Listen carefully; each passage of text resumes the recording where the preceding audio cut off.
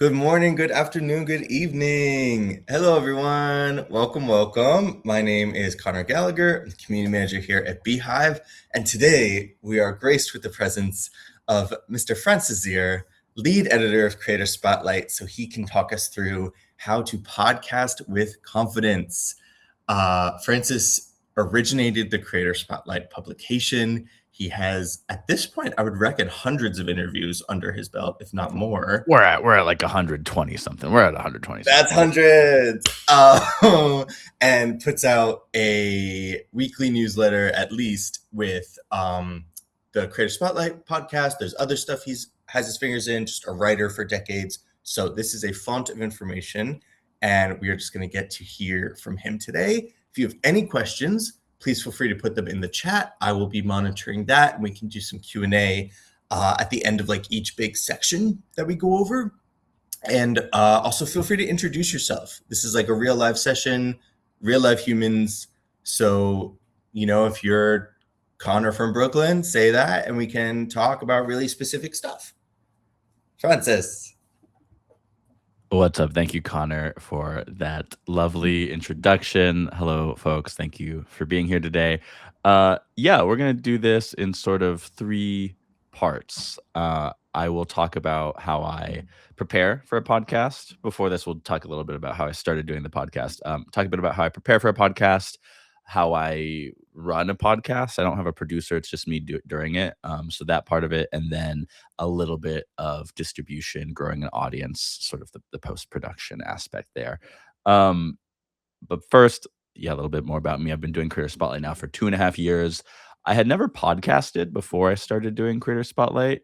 When I joined beehiiv to start doing this series, we always knew there was going to be a podcast at some point. And then I think 7 or 8 weeks in, we decided, all right, let's turn it on, right? I was already doing these interviews where spend an hour or so interviewing a guest to learn about their business so I could then write about it. So we figured, okay, buy a mic, eventually buy a camera, hire an editor, turn it into a podcast. Relatively simple. Was relatively simple, though there are some problems or challenges, I think, to that, which just any logic in starting a podcast or designing a podcast or adjusting a podcast. I've made some changes to this one, to Creator Spotlight, over time. Likely will continue to make some changes. A recorded conversation is itself not a podcast. I would say it is a podcast, right? In the way that everyone can write, but that doesn't make them a writer. When people say writer, it's usually a professional writer. Anyone can record a conversation. That doesn't make the conversation a podcast.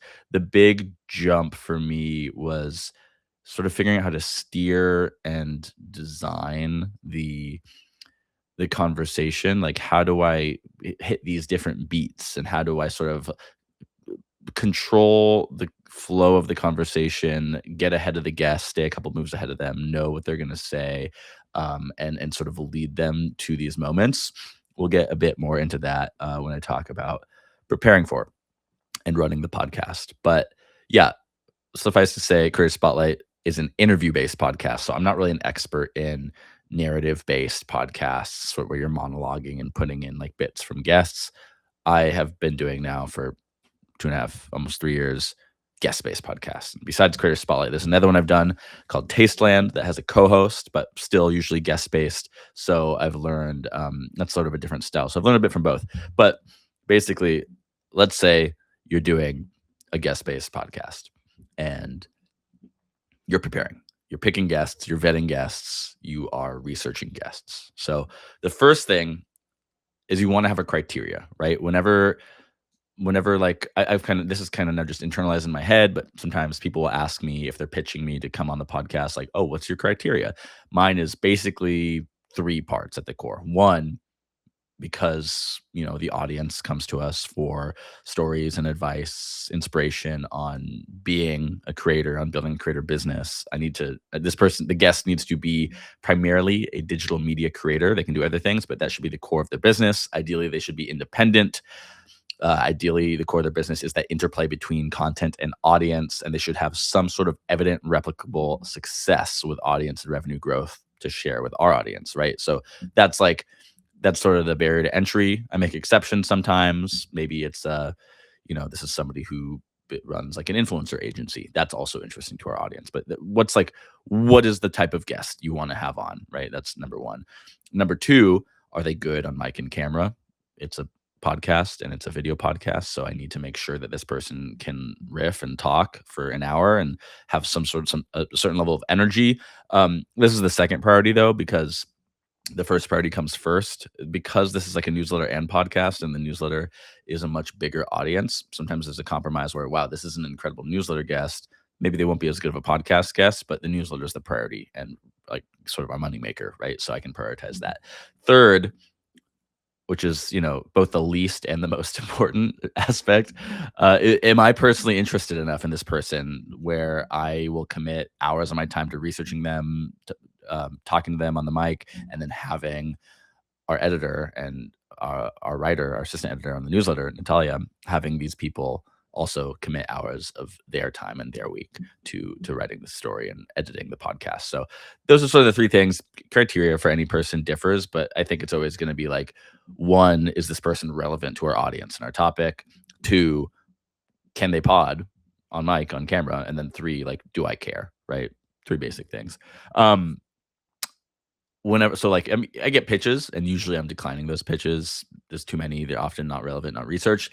But when I'm pitching, you don't always get replies, but what I've done to try to get replies and get people to book a call with me is, one, I try to keep it like 2-3 paragraphs at most, pretty short. First paragraph, introduce myself. Here's what the show is. Here are some numbers or some past guests that I think will establish authority and sort of impress this person enough to keep reading.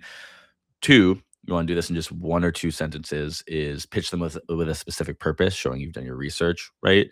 Any guest I'm pitching, I believe that they're going to be a good guest, and I know essentially what we're going to talk about. So, I'm usually saying like, hey, like, Connor, I want to interview you for this podcast because I've seen like how you've built community at beehiiv here. Like I've been to a few of your webinars, and I've seen like the engagement you get with the audience. Whatever it is, something specific that shows that like you actually care and did a little bit of work, right? It's sort of like a bare minimum thing to me, but I think you'd be shocked by how many people aren't doing that. Third, what's the ask, right? I'm never just asking like, hey, I want you to come on the podcast. I want them to do a pre-call, a 15-minute pre-call with me. So this kind of gets in the next thing. Basically, yes, I'm saying, here's the show. Here's why I want to have you on. If you're interested, do you have time for a 15-minute intro call to, discuss whether this is worth both of our time, and then maybe schedule it if we decide it is. Do you have time to do that in the next week or two? If they say yes, schedule it. So the pre-call, I didn't do this for everybody until probably a year in. So, like 50 episodes or so. Just 15 minutes, but I don't record an episode with anybody who I have not either met in person or done one of these pre-calls with. I think there's like some leeway here where like sometimes it's like, yeah, that this person will be good, or like they're a big get. It's kind of like a, more famous guest who they're just not going to agree to do this. So there's like sometimes you can kind of not do it, but as a rule, I do it. I want to make sure that the person understands what the show is, that they understand my vibe. That's really the purpose of the call, right? Is like set sort of a vibe expectation. I can sort of learn what they think the podcast is, dispel any false expectations, and establish what it is. So that's the primary purpose. Secondary is just to learn a little bit about what they would really want to talk about, because I'm going to do my research and I know what I want to talk about. But I also want to make sure I'm putting in a few things that they are explicitly excited about right now. So I always ask, like, what's the soapbox you want to get on? Once we've sort of established the vibe, I'm like, here's kind of what I'm thinking. Here are the topics I want to get into on this episode. What do you really want to talk about? Like, what's on your mind that I should sort of bake into my questions that you're just excited to talk about? The other thing on this call, I'm always like, if they start giving me too much of an answer, I'm like, stop. Like, I don't want to hear it. That's for the podcast conversation. I don't want to like just re-perform a conversation we've already had here. So that's partially why it's only 15 minutes. I don't want it to be longer because I don't want to learn that much about them, right? Like I want the actual podcast to be pretty organic. So yeah, so that's the pre-call. We schedule it. When I'm scheduling a pod too, an episode we do is typically like 45, 50 minutes these days. A recording is probably more like an hour 10 typically. I book an hour and a half.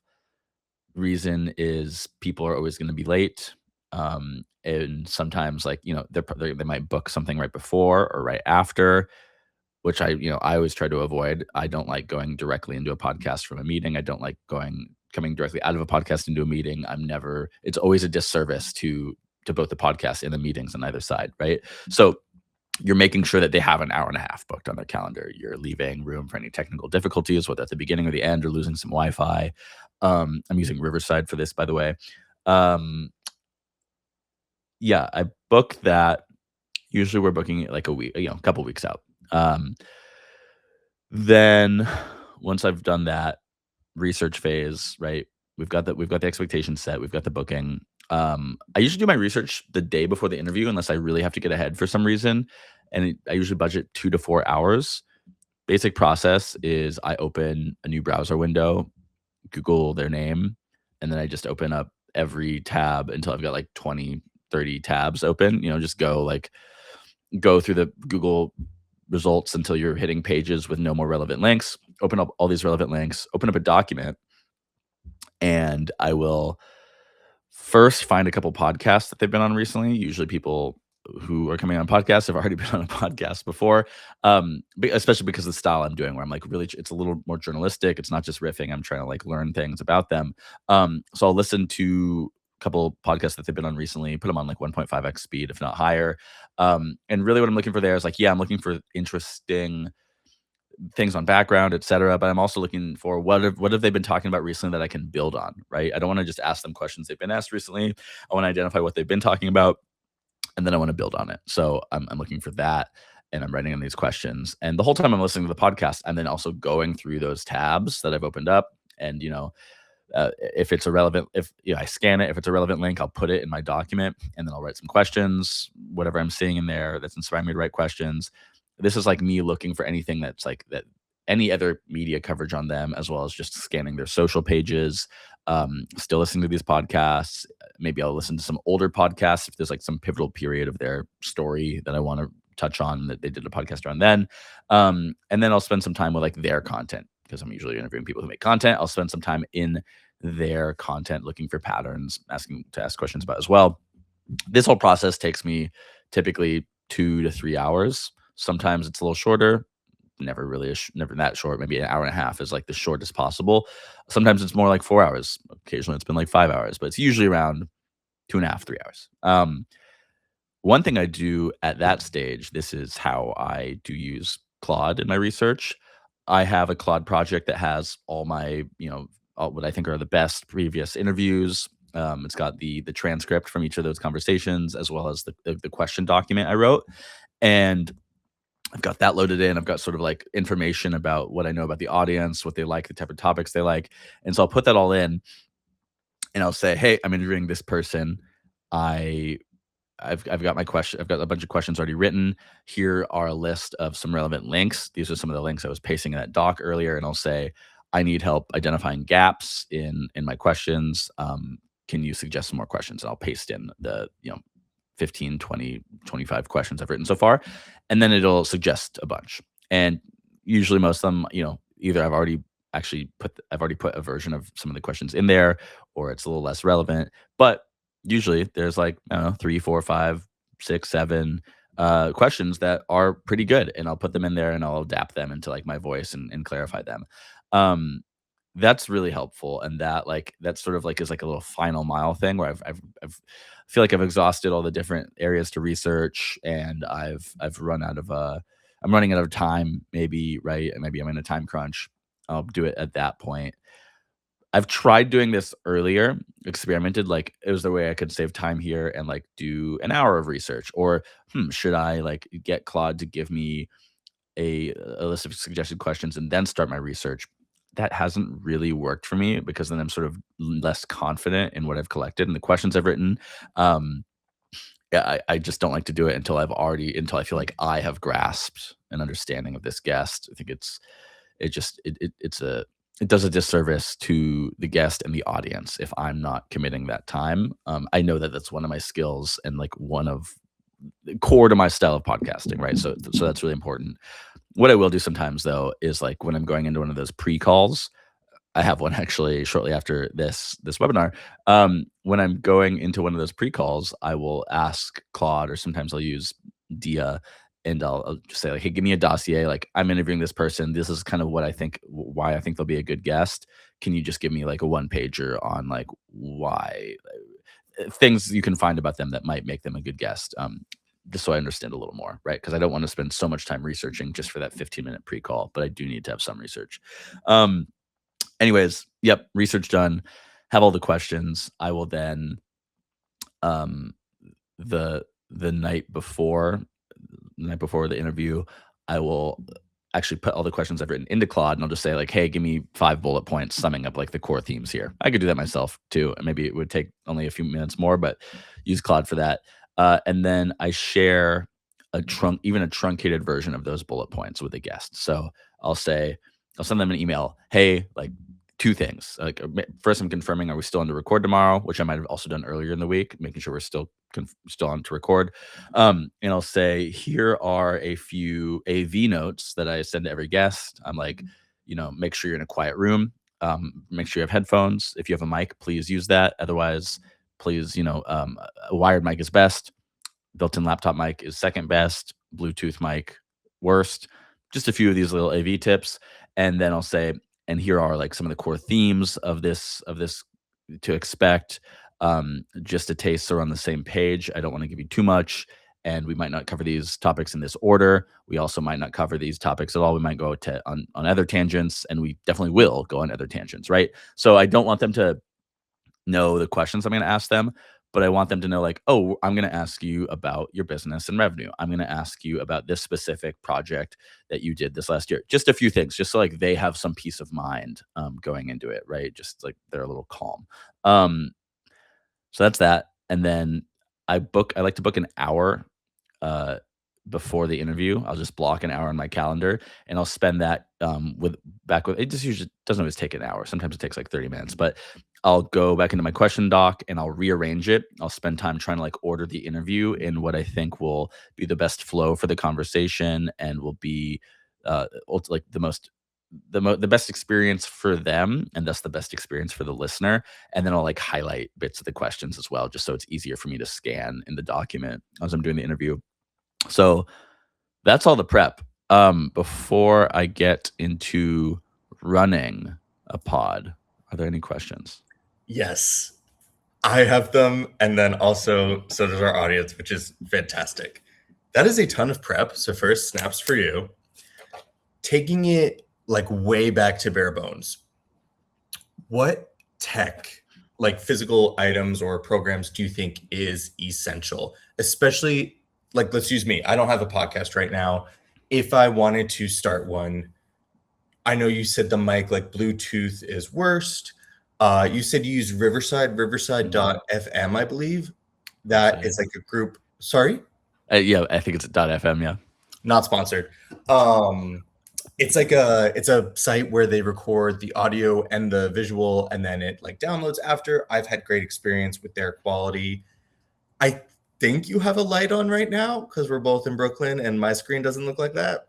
So like what's the like essentials if I'm getting going?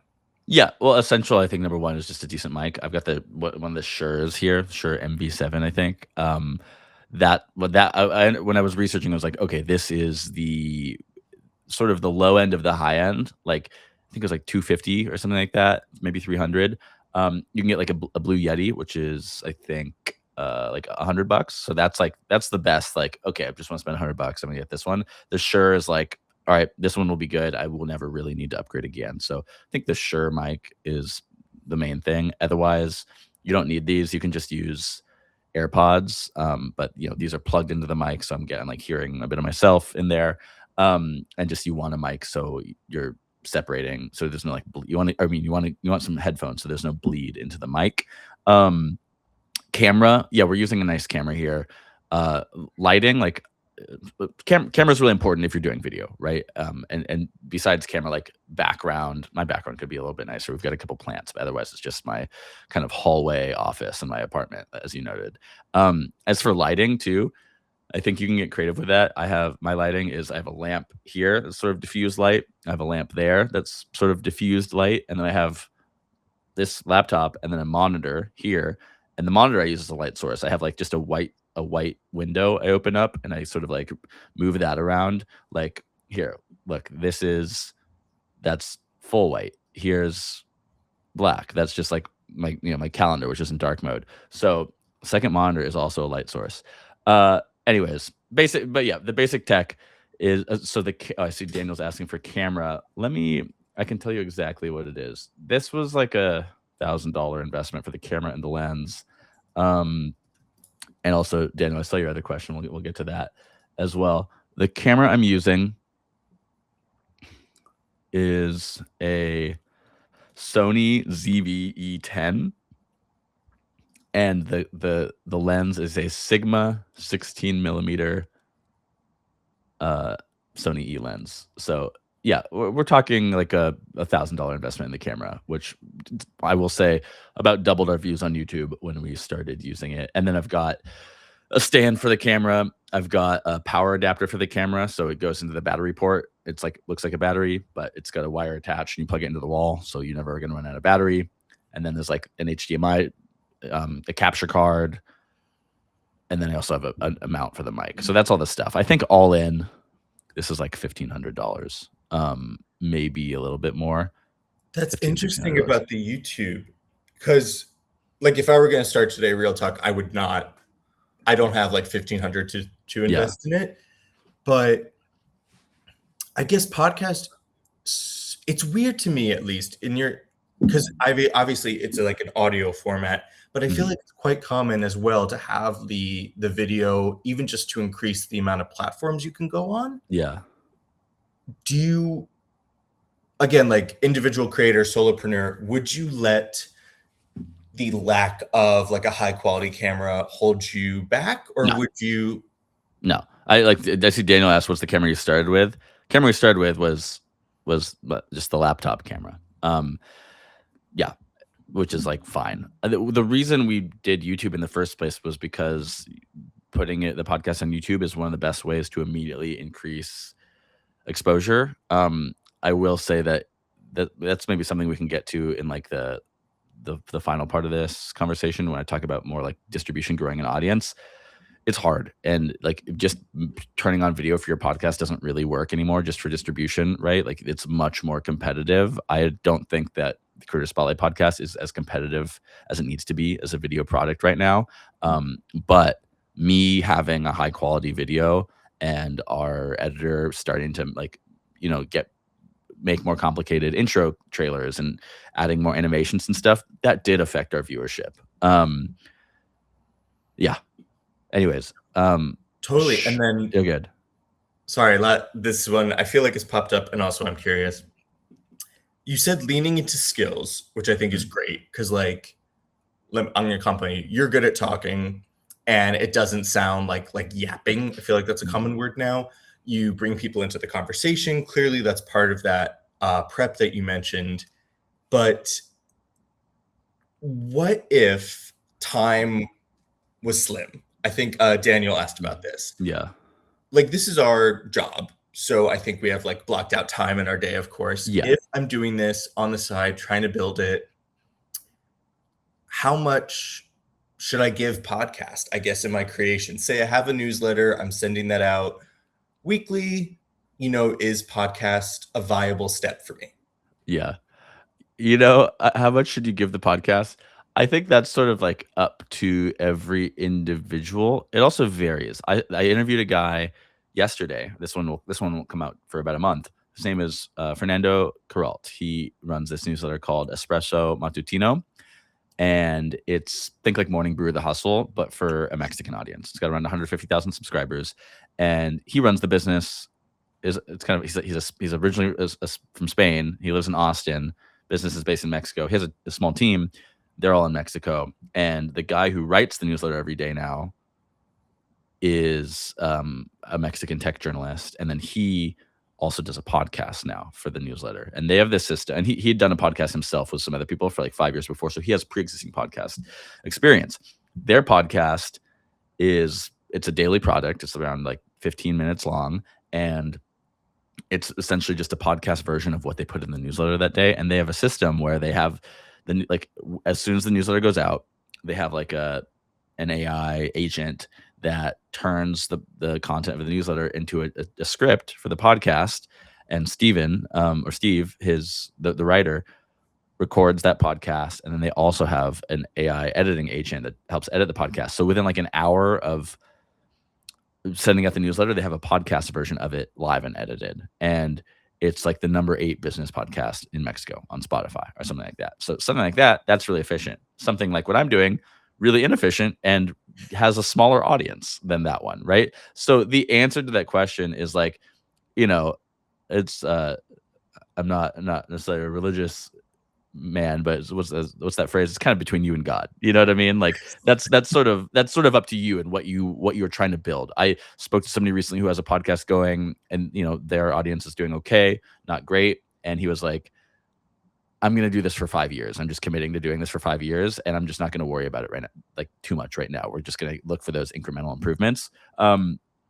Podcasting is hard. I think compared to a newsletter, like it's much harder to grow an audience.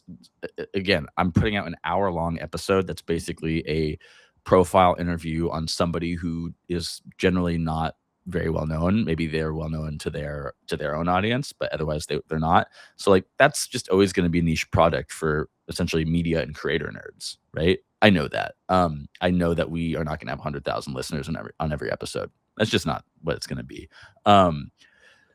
So yeah, I think it's just about like setting expectations for yourself. Also looking at like just finding like any available numbers for podcasts in your niche. But yeah, how much time to invest into producing a podcast is just what are you trying to make? How high is the quality bar you're trying to hit, right? It's up to you. Yeah, like sorry, that's so eloquent. And I think that's the answer because I do a lot of the intro calls on Fridays, beehiiv.com/virtual events. And folks are like, when should I do this bit? When should I do that? I think between you and God. So experiment Yeah. sounds like the way. And I, just from my experience dealing with my own content creation and then new folks, I would say experiment, but don't let it take over unless like you Yeah. came to do a podcast first. I guess prioritize. Make your list of like must, want to haves. Give it a go. I would also say in terms of just, I know this is called like podcast with confidence. 2 things I always try to tell people are like but when you get low views, it's like, okay, no one saw it, so there's nothing to be Yeah. embarrassed about. And also, no one shows up to a podcast, a show, a web call wanting to have a bad time. Yeah. Yeah. I think so. The last thing I'll say on this is like, one, focus on what is important to your business. If what's important to your business is growing your newsletter audience because you are monetizing your newsletter through advertisements, focus on that, right? And then budget however much time you can realistically give to the experiment, if that's a podcast, whatever. Well, I want to get into the increasing reach part too. I want to talk quickly about how I run a podcast, and then we'll get into the increasing reach, which I think is sort of the really relevant bit here. So I'll run through kind of how I run a podcast quickly. One, I get on. We have ample time, so I start recording. I'll say, "Hey, I'm going to start recording." We aren't going to start the episode yet necessarily. I'm just want to like get this on so we can see if there's any technical difficulties, and we'll just chat for a bit. Once we do that, I'll also tell them like, "Hey, like I want to make something that you're proud to share. If you feel that you say something and you're like, I wish I'd said that more eloquently, like just say that and restate it, and we'll cut that part out, right? Like I want them to feel that they are showing up, doing their best bit. Very rarely does that happen. Like once or twice an episode, somebody will be like, "Oh, let me rephrase that," and they will. Um, and I'm not giving them license of like, "Hey, we're going to send you this recording after and let you go over and you know, flag what you don't want in it." We don't do that. But I'm just saying, like, while we're speaking, I want you to be able to correct yourself. We can do that here.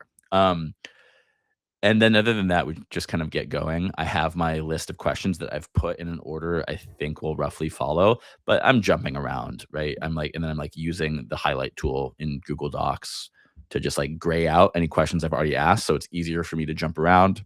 Um, and yeah, there's some balance too of like, I would say like the first 15, 20 minutes of a podcast, usually we're still kind of warming up.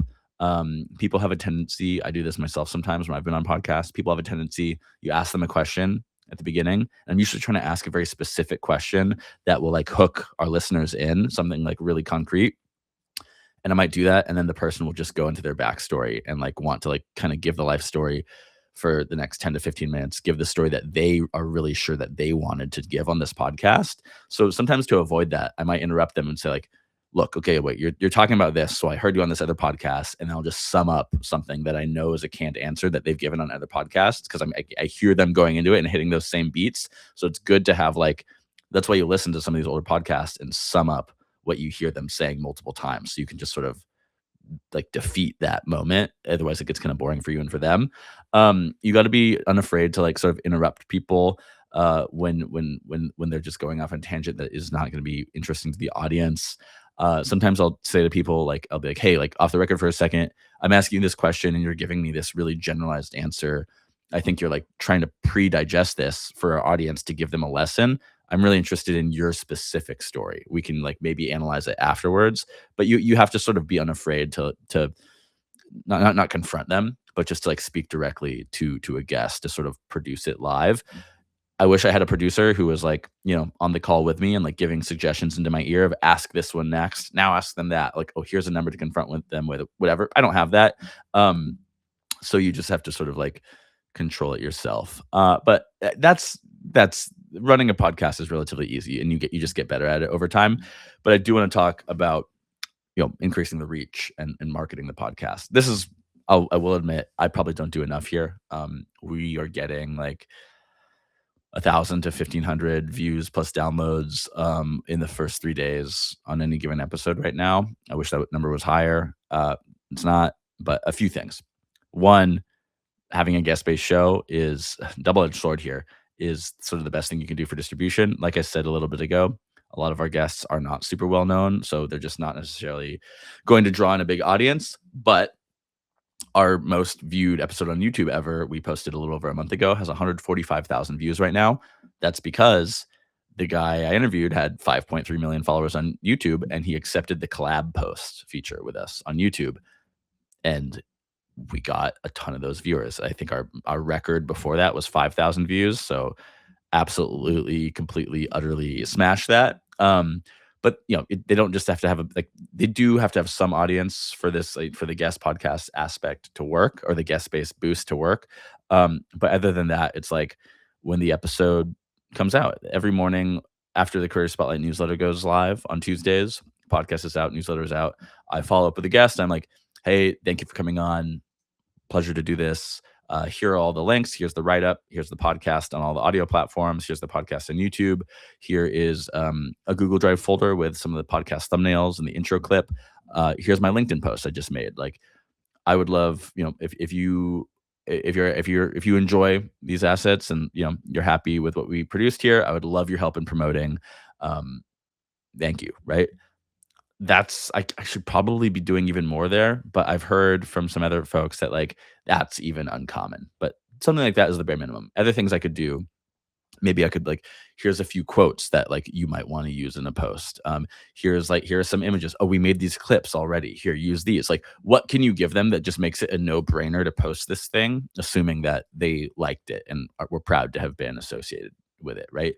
So that's one thing. Another thing with guests is doing a guest or a feed swap. So just trading guest spots with somebody on their, like, I'm going to go on your podcast, you're going to go on mine, and then we're both going to promote those. We're exposing each other to our warm audiences. Those are like that. My audience likes me already.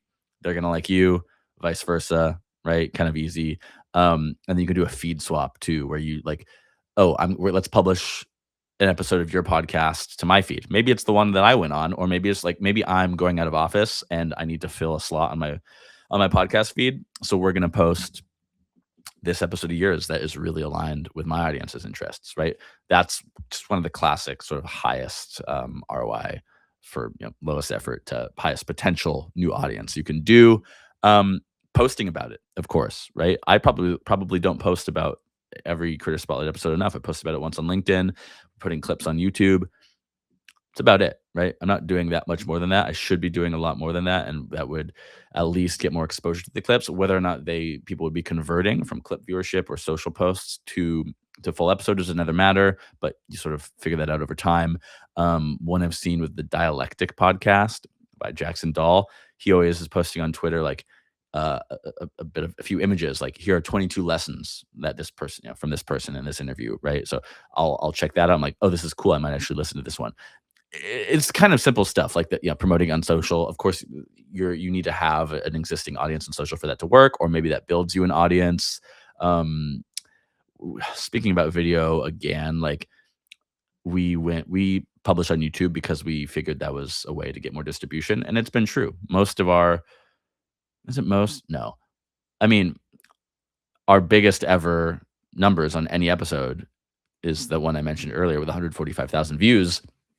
That is just insane, but it's also like a huge outlier for us. But that's only because we're publishing on YouTube. But I'm not a YouTube expert in terms of like I have not grown a YouTube page to hundreds of thousands of followers, right? Of subscribers. But I do understand that like the principle of YouTube is you want to think of packaging first. The title and the thumbnail, you should start every video there and then you produce from there. If you can't think of good packaging, it's not going to get any exposure, sort of a rule of thumb, right? That's a lot harder with a podcast where I can only predetermine so much.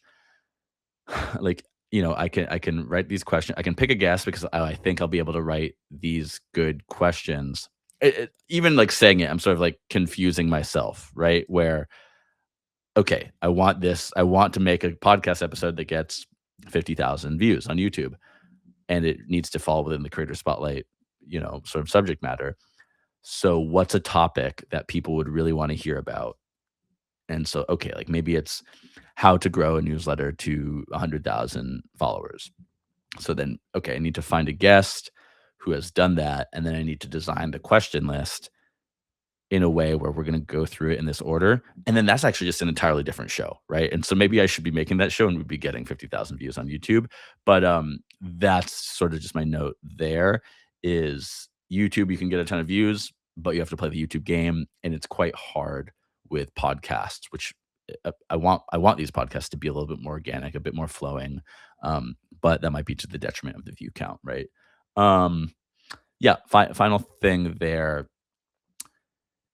you can design questions for clippability in advance. You can have segments, right? Some like over underrated sort of segments, that kind of thing. Yeah, I'll pause though because I see there's like 10 questions in the chat since last I opened it. Perfect. Yeah, I know one thing I think that just makes sense, and it's with all content, and I think you've not skirted, but like touched around it. It's just that it's a long game. You're Yeah. gonna have those blow ups of like the 140K, which also congrats. But I think it's important to stay motivated, at least for someone with my kind of brain. You really got to zoom out and be like, Yeah. okay, it's probably not as fast as I want to be. Nothing ever is. But if you zoom out and look at it, even like 3 months at a time, you will Yeah. see that incremental progress. Yeah, definitely. And it's like, what are the ways you can improve? This is something on my mind right now. Like, how can I make this a better podcast that like starts getting more views and listens and downloads and people want to come on all the more and I'm all the more excited about making, like, what can I do? One thing I've thought of, actually, this reminds me, like another thing with distribution, right? Have a newsletter where you're distributing it. Our newsletter's at 430 or so thousand subscribers right now, 430,000. And every Tuesday edition, it's the newsletter profile of the person we interviewed on the podcast. So we're distributing the podcast that way, and we get, hundreds of listeners to each podcast directly from the newsletter. But another side of that is, okay, why would I listen to the podcast when you've just written this great profile of the person and listed some of the takeaways, right? So there's a bit of a cannibalizing going on there. Hmm. So I'd say like beware that. One thing I haven't cracked is like, how can I best serve, like, how can I use both media, the newsletter and the podcast? How can I like play to those mediums advantages without cannibalizing? I haven't figured out the answer yet. And I'm like, should the newsletter be shorter and we just give like 2 paragraphs of background and then like list a few bullet points of takeaways? But no, because the newsletter is our primary product. The podcast is our secondary product. The newsletter is our biggest audience. It's where we run ads. It's what makes us money, right? So like, no, we have to prioritize the newsletter, and it will cannibalize the podcast a bit. But if you are sort of going from another perspective, it's like, and you aren't in this situation already, how can you give what are the strengths of the podcast medium? What are the strengths of the newsletter medium? How can you distribute what you're doing, your overall project? How can you distribute those into each medium to maximize the potential, right? It's kind of different per person. Also, I see Caleb. I just have Oh, to good. pull out, you said serve, which I think is so useful. How are you serving the audience? What value are you delivering?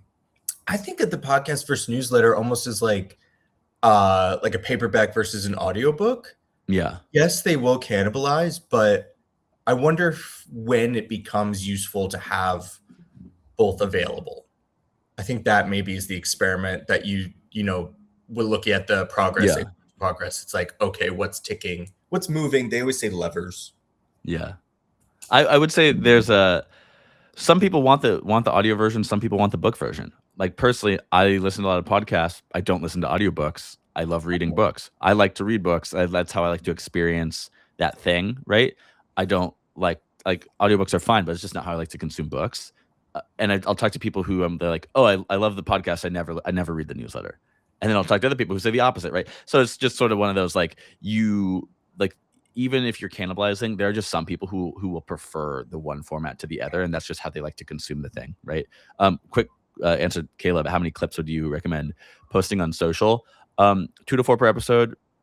It's probably as many as you have time for, as many quality clips as you can serve. I think 2 to 4 is probably good, but maybe it's 6 if you have good ones, but that 2 to 4 range is realistic. When we're posting clips from ours, that's about what we do, partially because we're posting every week, and 2 to 4 is like about what we have time for at the level of quality that we want to put out. But yeah, 2 to 4, go more if you feel that you have more clippable moments in the episode.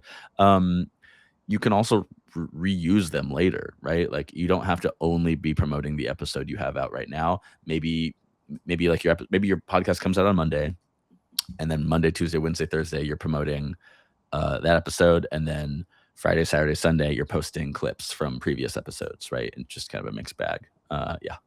I really want to double tap on what Francis said, especially when considering content. I have a friend who super big following. Every single time she tweets about anything, someone goes, "What writing program do you?" She's a novelist. Yeah. What writing program do you use? I'm talking every single time. So People don't pay attention. Pardon? People don't pay attention. And they don't, just the way with algorithms and all that nonsense, Yeah. They don't see it. So put out that good clip. I don't know how much room to leave between the publishing, again, the experimentation, but like one podcast, one clip is not one use only. Yeah. No, certainly not. Certainly not. So we've talked about setup. We've talked about running the pod, which I would say one word I would give on running the pod, because somebody in the chat, was it Daniel? Or was it Caleb? Yeah, Daniel was saying, I've wondered how to tactfully get people not to go on too long on answers. Yeah. I just want to touch on that again. Yeah, it's difficult. People, I have a tendency to go long sometimes myself. I can get rambly, and I notice that sometimes in other people, and sometimes it's like they're actually giving you a lot of stuff, but then like, oh, he's now talking about all these things that I actually had for later questions, and I think the audience is going to kind of probably tune out. He's talking too long. He's just monologuing for 20 minutes. We need to break that up. That's something I'm still figuring out, but sometimes you just have to interrupt people. But then sometimes I've done that, and my editor or somebody on the YouTube comments is like, "I wish you would interrupt less." It's kind of a mixed bag, and it differs per guest. Um, but I would say you just have to start.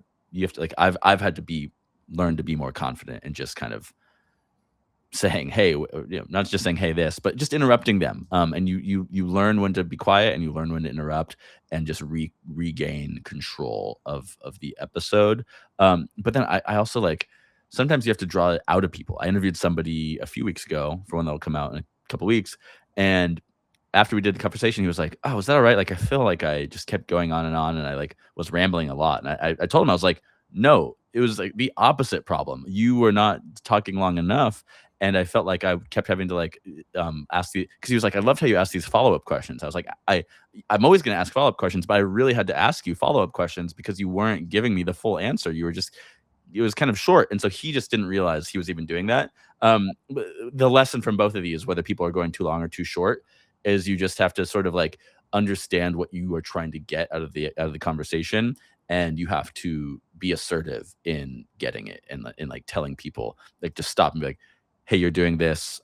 You don't want to be jarring. You don't want to like throw them off their game, but you just want to tell them like, "Hey, like I kind of need this from you. Like when I ask a question like this, I want you to give a very specific answer. When I ask you a question like this, I want you to give a general answer. Or it's okay to just kind of like ramble on more. Like, if I'm not, if tell them like, if I'm not asking you another question, I'm just waiting and nodding. That's because I want you to talk more. That kind of thing, right? You just have to be upfront about like how you're communicating and like help them understand that it's okay to do this or to do that. Completely. My two favorite, this makes it sound cold, but my two favorite tactics are when you ask a question and then someone answers it, just leave the dead space. Humans hate silence. Yeah. And I would say 9 times out of 10, they'll just continue talking. Ideally, you unearth something. And the second, if you need to interrupt someone, I would make it purposeful, even if they're giving you good stuff. But you just, like Francis is mentioning, you need like a change in the audio to re engage your listener's brain. Take what they said and repeat it back to them as a compliment. It's Yeah. like, and Francis just mentioned this great thing, and it's true. You're not being fake, but it just breaks it, and then they maybe dig into that thing that he has prepped that he wants to really drill into. Sometimes too, it's a little bit like like you're, you know, Oh yeah, well that's the video, like the advantage again of yeah. something like Riverside, or even someone mentioned that they do it on Zoom. I had a content creator friend who I honestly had very little faith that Zoom would be good enough. Just audio quality, and he turned it into his full-time job. Yeah. So I would say don't let the tech hold you back. That goes back to what we were talking about at the beginning. I think like tech aside, yeah, like don't worry too much about tech. The idea tech only gets you so far. The idea and the individual and their charisma and their ability gets you way further. Um, which is sort of like a hard truth. I sometimes look at myself in the mirror and I think about that. Yes, But well, yeah, with the confidence, sorry, because yeah, I feel like you're quite humble. mhm, Um, say someone, I hear this often. Someone's like, "Oh, I'm just not good at talking with people." yeah. If I have never been burdened by that truth, Not your which I'm disease. sure is true, but I just oblivious. If someone's more nervous about like, wow, I don't know if I can conduct an hour-long interview. Yeah. What I mean, gosh, my only advice is I'll like bite the bullet, do it bad, but do no, it. no, no, no, no. The answer to that is is more research. Write too many questions. That's the answer. Even like when I start, these days I don't do this so much anymore. But in the beginning, I would write way too many questions. I would have like 30 some questions. We'd only get to 20 of them. Right. Um, that's how you do that is you just write way more questions than you will really be able to get through. And then that hour is filled pretty quickly.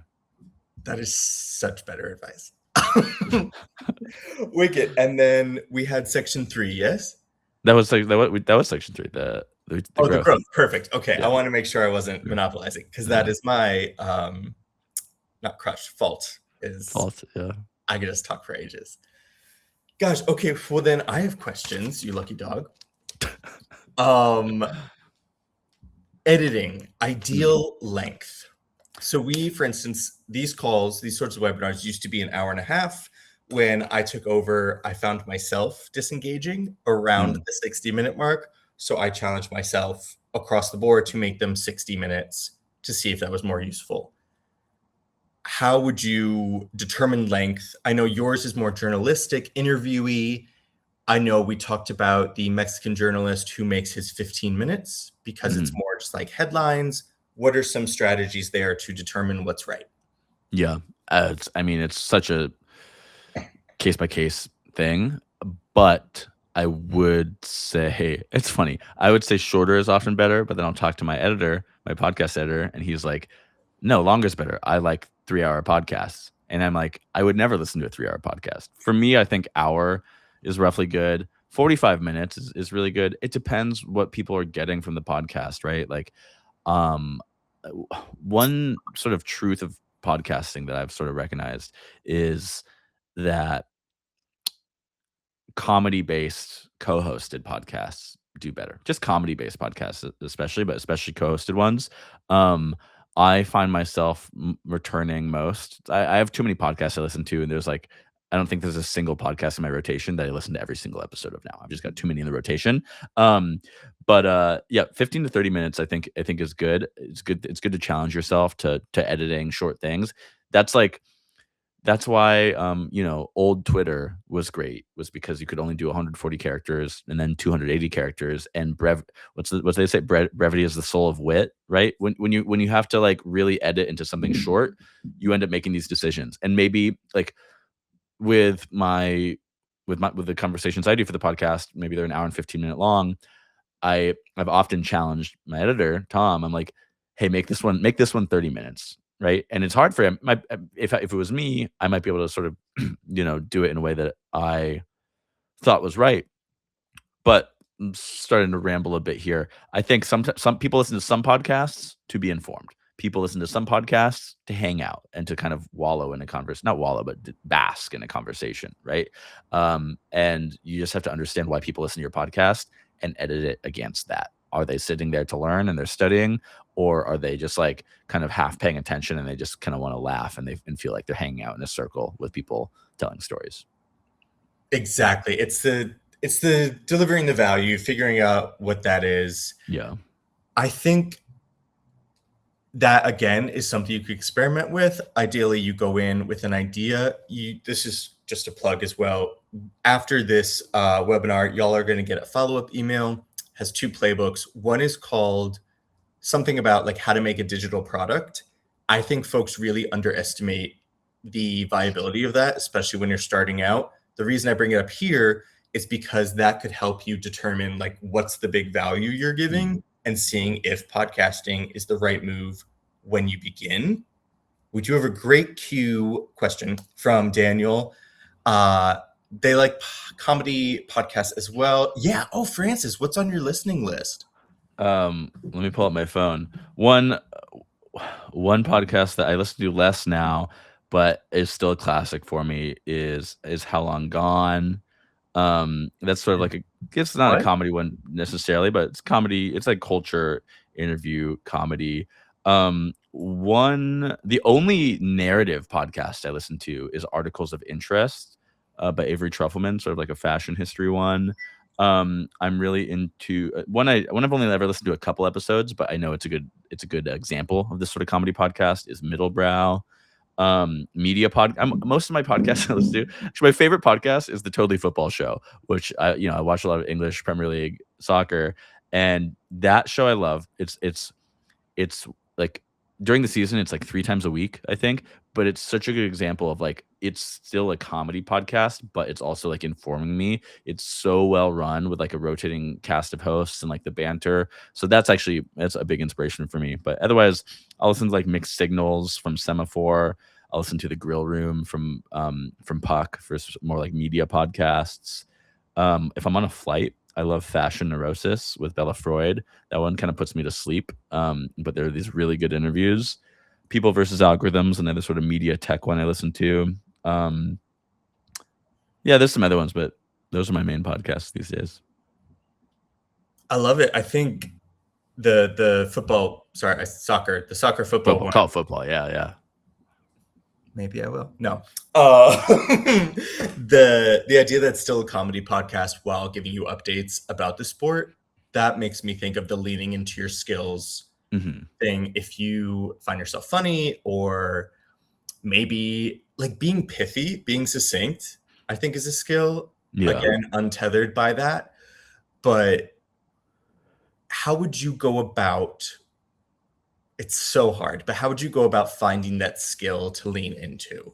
Mm. Especially if you're a little more reticent, a little more nervous about starting. Yeah, to me, it's just in your own communication style. To me, like I when I was interviewing for the role doing Creator Spotlight, Oh, yeah. I remember saying, like, "Look, the reason I'll be good at this is because at parties, I don't know how to leave a conversation, and other people will always leave the conversation first because I keep asking a question, and maybe, like living in New York, I'll like meet people sometimes at a party who I like follow on Instagram for whatever reason. They're like a photographer, whatever, that kind of thing.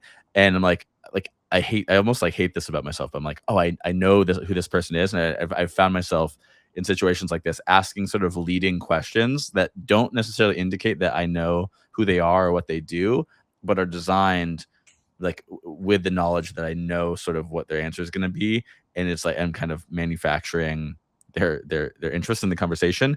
So that being said, like I know that I'm good at like asking these sorts of questions and being in conversations with people and keeping the conversation going and asking these follow-up questions. Like I knew from just how I communicated in life that would be sort of the core of my approach to the podcast. So I think it's just about examining how you speak, how you research, how you talk to your friends and strangers, right? No, completely. Yeah, I try, if I'm nervous, I will say I try to make a joke. Yeah. We see if that works, but it actually leans right into Caleb's question because this is something I struggle with as Mm, well. How much do you share about yourself versus highlighting the guest? Probably depends on the format, but Caleb does more newsy yeah. profiles. So how do you This is a balance? great this is a great question. I think it varies a lot. I will say, and this kind of dovetails with my point about comedy podcasts and co-hosted podcasts. Part of why I'm less interested in it's ironic. I know that in my listening habits, I listen to less podcasts that are one host interviewing one guest, which is the type of podcast I make. And I think part of why is because it's harder to share more about yourself as the host in those situations.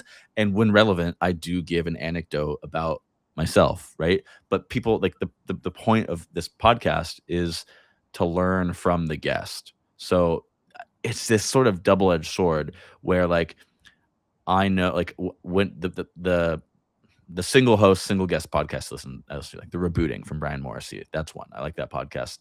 But I don't necessarily want to listen to all the episodes and I don't really don't necessarily care about all the guests because it's not going to be as fun of banter. It's just going to be like us learning about their work. And he also has a newsletter where he sums up typically what was learned from that guest. So I think in a single host, single guest, unless you have some sort of comedy podcast. Like if I forget the name of the podcast, but Caleb Heron, like So yeah, true. yeah, great comedy podcast with a single host and a single guest, but that's just banter and that's just them talking. And he talks about his own life a lot in something like this, which like whether it's Newsy, Caleb, or Curtis Spotlight, which is like not necessarily newsy but educational. You're just not going to get as much about yourself in there, and it's sort of one of the challenges of the format and makes it less of like I'm going to listen to this all the time, right? Because people a sticky podcast is one where you want to hang out with the people, and what I'm doing is not a hangout. Like we're hanging out a little bit, but it's more I'm learning and I'm studying, and it's more journalistic, and that's just you're never going to be able to share as much about yourself and bring guests in that way as much. And I think that's important to acknowledge without judgment. Like you understand that that's what Creator Spotlight is Yeah, giving. And I think people will go to that. Maybe, again, you don't hear every some people episode, do. but pardon? Yeah, yeah, people do. They might not listen to every episode, but they come to it. They know what they're getting. I guess it all goes back to value and delivering on the promise. As we're approaching time, Francis, Can you sum up your entire career and knowledge base in one just really digestible, easy to use piece of advice? Mm. I'm kidding, but I can't. Wait, what I'm gonna thoughts do it. can we I'm leave gonna do this it. I'm gonna do it. Just why? Just ask why. with? No, literally, no. No, I was doing that silence thing to fill in it, but ask why. Yeah, because honestly, the most interesting people are curious people. Yeah. Ask the questions, record over long. Your inner 3-year-old just ask why a lot. Now that is something to take away. Yeah. When we chop this up and make shorts, we're gonna say follow your inner 3-year-old. Francis, thank you so much for your time on this Wednesday, the busiest day of the week. If you don't already, please go check out Creator Spotlight. It is the pinned message. There's a podcast available, as you might have heard throughout this. Network with each other. And then if you need anything, my name is Connor. I'm in the Hive, like the Hive community. So you can be part of there. We have all the support articles. We also have a session coming up in a week with our head of podcast, Ainsley, to go over even more of like how to use the tool. So a little bit more technical, how to get going on beehiiv. Whereas this one, of course, was a little more educational vibes, practices, things like that. Thank you, all Francis. for your lovely question. Yeah, no, thank you for having me, and thank you all for your lovely questions. Perfect. Have a great rest of your day. Be good to each other, and we'll see you in the next one. Ciao. Bye.